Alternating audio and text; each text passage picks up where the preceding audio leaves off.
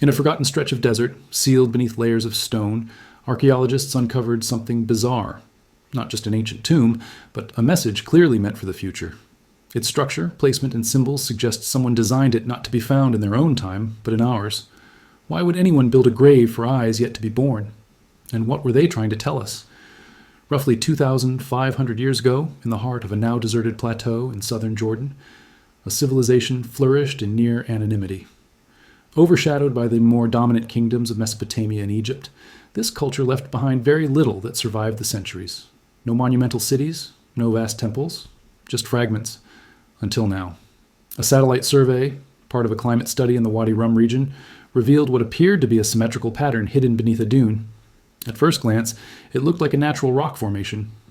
But as shifting winds gradually exposed more of its shape, archaeologists noticed something strange, an entry point aligned with astronomical markers not of the past, but of the future. The tomb was unlike anything in the region. No inscriptions identifying a ruler, no religious iconography, no offerings to gods. It lacked every typical sign of an ancient burial site. What it did contain was intention, layers of it, walls constructed with unnaturally high resistance to erosion, seams sealed not for spiritual protection, but physical longevity. A structure buried so deep and sealed so carefully that it likely could not have been discovered without modern technology. This wasn't made for the people of its time, said Dr. Samir Kadira, lead archaeologist on the dig. It looked like a deliberate puzzle, and one only someone with the right tools and timing could solve. The question wasn't just who had built it, but why they wanted it found now. The tomb was first spotted in 2018, when researchers from the University of Petra were analyzing high-resolution satellite imagery for signs of ancient irrigation systems. Amid the fractured stone of the Wadi Rum Basin, one formation caught their attention, a near-perfect rectangle, partially exposed beneath wind-swept layers of sand. What followed was a slow, deliberate excavation. It took nearly 8 months just to reach the outer chamber, buried beneath 6 meters of compacted earth and stone. What baffled the team was the precision of the construction. The walls were built with a rare limestone blend chemically altered to resist both heat and erosion, a technique unknown in the region at the time.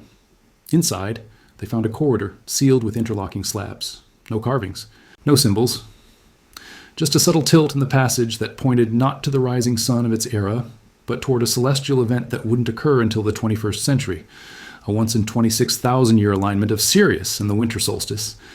Deeper in, the team encountered what seemed like traps, sliding blocks, pressure-triggered collapses, but strangely, these were designed not to harm, but to stall. Dr. Kadira noted they didn't want intruders. They wanted the right person with the right knowledge in the right time. Then came the inscriptions. Not carved, but fused into metallic plates embedded in stone. The material? An early alloy with gold traces, resistant to corrosion and oxidation. The script? Fragmented, cryptic, but clearly engineered to survive. That's when the team began to suspect the impossible. This was no traditional burial.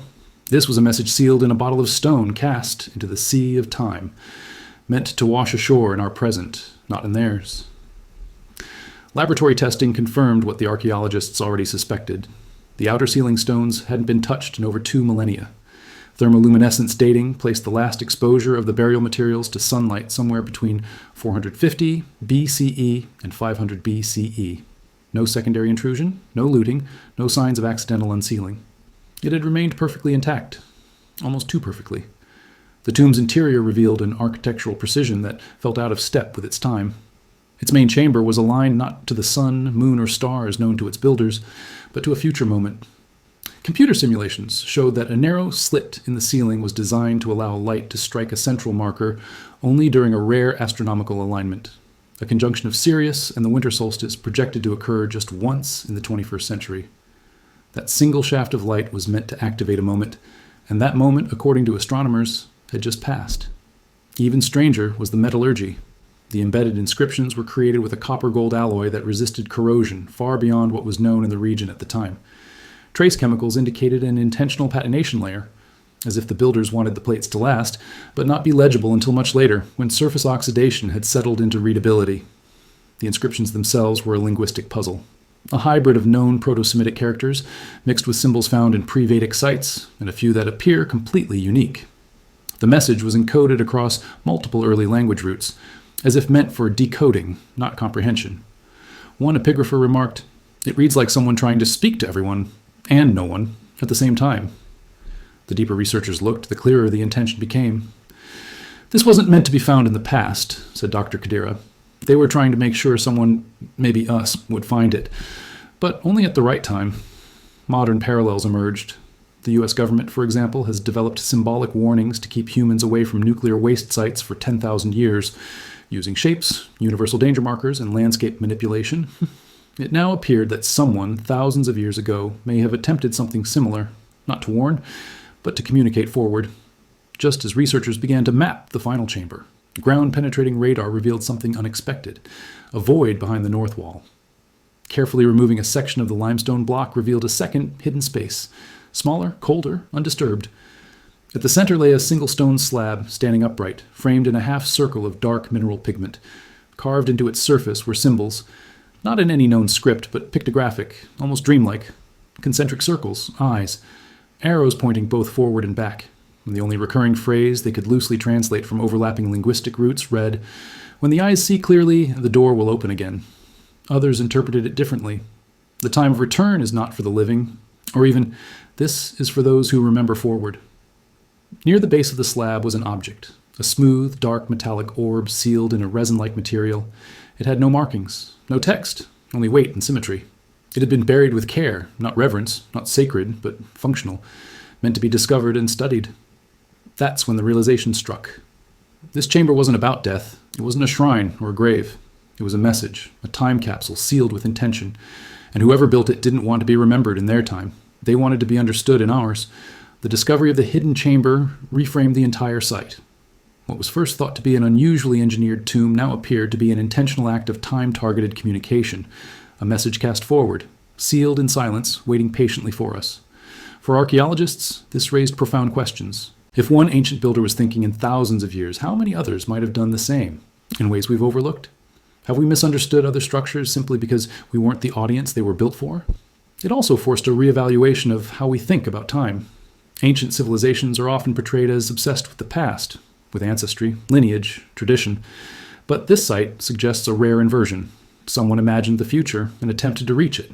That alone changes everything. And beyond the scientific implications lies something even more human: hope. Whoever sealed that orb beneath stone in silence did so under the assumption that one day someone would be here to find it. That civilization would continue.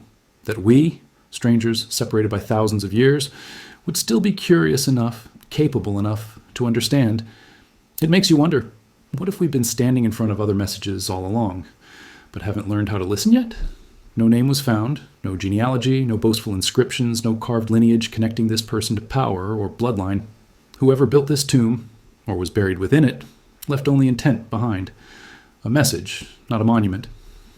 Among the preserved objects was a small figurine, no more than a few centimeters tall. A carved animal, possibly a fox or a desert dog, smoothed from where? Not ceremonial, but personal. Something touched often, something cherished. It had been placed at the foot of the sealed orb, wrapped in what remained of hand-woven fiber. Nearby, a single inscription stood apart from the others. Etched with deliberate care using simpler symbols than the rest, it read, "For those who walk after me." No one knows who wrote that line, a philosopher, an astronomer, a builder, a prophet, but they may have made the ultimate sacrifice, to be forgotten in their time, just to be found in ours. It leaves us with a question we rarely ask ourselves. Would you ever send a message across centuries, not knowing if anyone would care? And if someone did, would that be enough? Human beings have always tried to outlive themselves, from the first handprints on cave walls to the pyramids, to golden records launched aboard Voyager. We've always looked beyond the now, reaching for someone, anyone, who might one day understand us. But this tomb, it may be the earliest intentional message to the future. Not just preserved by chance, but built to endure, to wait, to be found only when we were ready. It reminds us that memory isn't just something we carry, it's something we construct. We shape it with stone, with symbols, with stories, and sometimes we bury it deep enough to cross time. Whoever left this message never knew us. And yet, they believed someone would be here, that there would still be minds curious enough, hearts open enough, to wonder what they were trying to say. Maybe someday we'll do the same. Building monuments not for our glory, but for someone 10,000 years from now, standing where we once stood, asking the same questions. Because in the end, to remember is human, But to be remembered, that's something we all quietly hope for. Thank you for watching. If you found this story as haunting and thought-provoking as we did, consider subscribing for more forgotten discoveries and silent messages from the past. And in the comments below, tell us, if you could leave one message for someone 10,000 years from now, what would it be?